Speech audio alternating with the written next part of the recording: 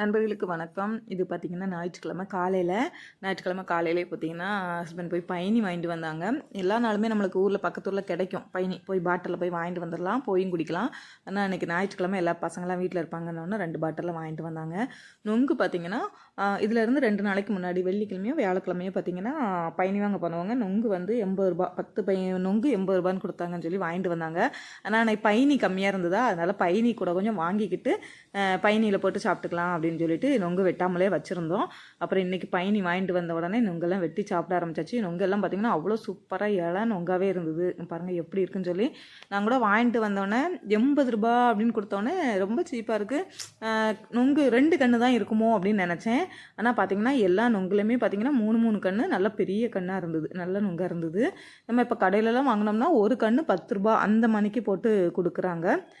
ஒவ்வொரு இடங்களில் தான் கூட 2 கன்று வச்சு 7 கன்று 8 கன்று அந்த 50 ரூபாய்க்கு வாங்கினோமா அந்த மாதிரி கொடுக்குறாங்க. இது நம்மளுக்கு நல்ல லாபமாக இருந்தது. அதனால் வாங்கிட்டு வந்து எல்லோரும் பார்த்திங்கன்னா நொங்கும் சாப்பிட்டு பயணியும் குடிக்கலான்ட்டு வாங்கிட்டு வந்து வச்சாச்சு. பயணி பார்த்திங்கன்னா அவ்வளோ சூப்பராக இருக்கும். இது வந்து எவ்வளோன்னா ஒரு பாட்டில் பயணி வந்து 70 ரூபா வந்தது. அதாவது எப்படின்னா ஒரு டம்ளர் வச்சு அளந்து ஊற்றுதாங்க. அந்த டம்ளர் வந்து 10 ரூபா அந்த மணிக்கு கொடுக்காங்க. எங்கள் ஊர் சைடு பார்த்திங்கன்னா பயணி வந்து இப்போ ரொம்ப இறக்க மாட்டேக்காங்க. எல்லா இடங்கள்லையுமே இப்போ நம்ம வீட்டு பக்கத்துலேயுமே மேற்கொடியெல்லாம் நிறைய பனைமரம் இருக்குது, இறக்குறதுக்கு ஆள் இல்லை. அதனால தான் பயணி வந்து விலை அதிகமாகி போச்சு. இதே நம்மளுக்கு இறக்குற இடத்துல நிறைய பேர் இறக்குனாங்கன்னு வச்சுக்கோங்களேன், நல்லா ரேட்டு கம்மியாகவே பயணி நிறையா கிடைக்கும். நான் பார்த்திங்கன்னா பயணிக்குள்ள நுங்கு போட்டு சாப்பிட்லாம் அப்படின்னு சொல்லிட்டு எடுத்தேன். அந்த பயணியில் வந்து லைட்டாக தூசி இருந்தது, அதை தான் எடுத்துகிட்ருக்கேன். ஏன்னா எப்படின்னாலும் அங்கே மேலேருந்து இறக்கும்போது சின்ன சின்ன அந்த தூசி தும்பு இருக்கத்தான் செய்யும். நம்ம வடிகட்டிட்டு குடிக்கணும், அந்த அளவு வடிகட்டலை, நாங்கள் அப்படியே குடிச்சிட்டோம். சூப்பராக இருந்தது பயணி. பயணி செம்ம டேஸ்ட்டாக இருந்தது. அது கூட பார்த்திங்கன்னா நான் மட்டும்தான் நொங்கு போட்டு சாப்பிட்டேன். குமரனுக்கும் கொடுத்தேன். ஆமாம், குமரனே குடிச்சு படுறா அப்படின்னு சொல்லி கொடுத்தேன். அவனும் கொஞ்சம் குடித்தான். நாங்கள் சின்ன பிள்ளைங்களா இருக்கும்போது அப்பா பார்த்திங்கன்னா அப்போ வந்து பயணி வந்து இந்த மாதிரி வச்சு விற்கலாம் மாட்டாங்க. பயணி வந்து இறக்கிட்டு வருவாங்க. அந்த இறக்கிட்டு வரவங்க அப்படி ஊருக்குள்ளே கொண்டு வந்து கொடுப்பாங்க. அதுவும் ஒரு கேனில் தான் கொண்டு வருவாங்க, குடத்தில் போட்டு கொண்டு வருவாங்க. ஒரு குடத்தில் வச்சு அந்த இறக்குற பொருளோடு கொண்டு வருவாங்க. அப்போ அவங்க பயணி இறக்குறவங்க பேர் கூட அப்பாத்துறன்னு நினைக்கிறேன், கரெக்ட். எங்கள் ஊரில் உள்ளவங்க அப்பா சொல்லுவாங்க, அப்பா தரோம் பயணி கொண்டு வந்தால் குடிப்போம் அப்படின்னு சொல்லுவாங்க ஞாயிற்றுக்கிழமை. ஆனால் அப்பா வந்து மாங்காய், அந்த கிளிமுக்கு மாங்கான்னு சொல்லுவோம்ல, அந்த மாங்காவை நல்லா பொடி பொடியாக அரிஞ்சு வச்சு அது கூட பார்த்திங்கன்னா நுங்கு அப்புறம் அந்த பயணி எல்லாம் ஊற்றி கொடுப்பாங்க. சூப்பராக இருக்கும். நேற்று பார்த்திங்கன்னா மருதாணி வச்சேன் கையில், சூப்பராக பிடிச்சிருந்தது. நம்ம வீட்டில் உள்ள மருதாணி தான், 1 மணி நேரம் தான் வச்சுருந்தேன், பகலில் தான் வச்சேன். அதை பார்த்திங்கன்னா சூப்பராக பிடிச்சிருந்தது. முன்னாடி சின்ன பிள்ளையா இருக்கும்போதெல்லாம் பார்த்திங்கன்னா பகலில் மருதாணி வச்சா பிடிக்காது அப்படின்னு சொல்லி நைட்டில் தான் படுக்கிறப்ப தான் வைக்க சொல்லுவாங்களே. இப்போல்லாம் பார்த்திங்கன்னா நான் பகலில் தான் வைக்கிறேன். ஏன்னா நைட்டெல்லாம் வச்சோன்னா பெட்டெல்லாம் ஆகி போயிடுது. அதனால் பார்த்திங்கன்னா பகல்லே வச்சுருந்தேன், சூப்பராக பிடிச்சிருந்தது. இது வந்து கோழி வந்து நம்ம 3 கோழி வாங்கி விட்டோம்ல, அந்த 3 கோழி வாங்கி விட்டதில் பார்த்திங்கன்னா 2 இது செத்து போச்சு, ஏதோ பிடிச்சி சாப்பிட்ருச்சு. இந்த 1 மட்டும் சின்ன குஞ்சிலேருந்தே தனியாகவே நின்று நல்லா வளர்ந்துருச்சு.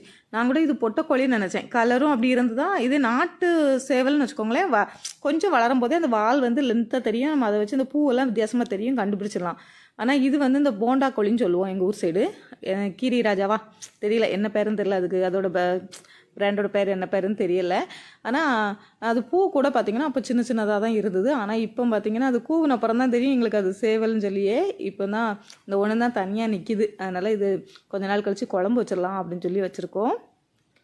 நாங்கள் பயணி குடிச்சிட்டு இருந்தோம் பார்த்திங்களா, அதில் வந்து கடந்தை வந்துருச்சு. இதுதான் கடந்தை. நீங்கள் யாரெல்லாம் பார்த்துருக்கீங்கன்னு தெரியுமா, பார்த்துருக்கீங்களா? இந்த நிறைய எங்கள் ஊர் சைடில் உள்ளவங்களுக்குலாம் நிறைய இந்த கடந்தை வந்து அடிக்கடி கொட்டும்.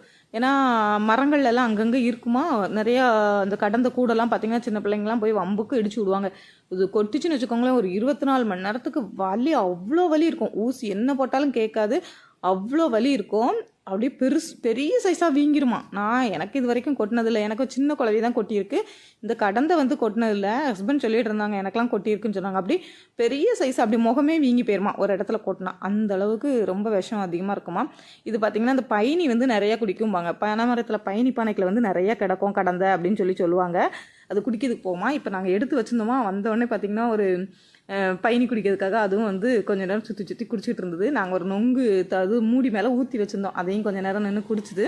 இன்னைக்கு காலையில் பார்த்தீங்கன்னா வேலையெல்லாம் முடிச்சுட்டு கொஞ்சம் ஊருக்கு போகிற வேலை இருக்குது. ஊருக்கு போயிட்டு வந்து அம்மா வந்து இன்றைக்கி மத்தியானம் லஞ்சுக்கு வந்து அங்கே வர சொல்லியிருந்தாங்க. மீன் வாங்கியிருக்கோம், அங்கே வாங்க சாப்பிட அப்படின்னு சொல்லியிருந்தாங்க. சரின்னு சொல்லிட்டு இன்றைக்கி வந்து அம்மா வீட்டுக்கு தான் போயிருந்தோம்.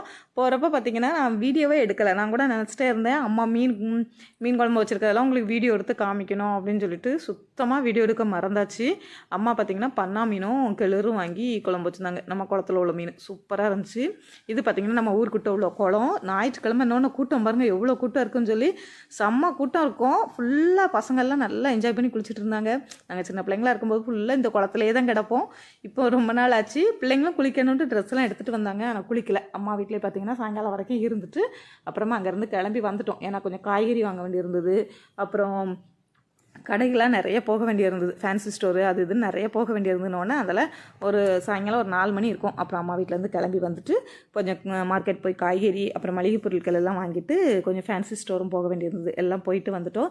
ஏன்னா மறுநாள் திங்கக்கிழமையிலையா நம்ம ஸ்கூலுக்கு போகணும், வேலைலாம் நிறையா இருக்கும். அதனால் பார்த்திங்கன்னா எல்லா ஒர்க்கையுமே ஒரு 7 மணிக்கெலாம் முடிச்சுட்டு வீட்டில் வந்து டிஃபன் சாப்பிட்டு 8-9 மணிக்கெலாம் தூங்கியாச்சு. குமரன் பார்த்திங்கன்னா ஃபேன்சி ஸ்டோரில் வந்து ஏதோ ஒரு வாட்ச் என்னமோ கேட்டான், அது வாங்கி கொடுக்கலன்னு சொல்லி கோவத்தில் இருக்கான். பாய்.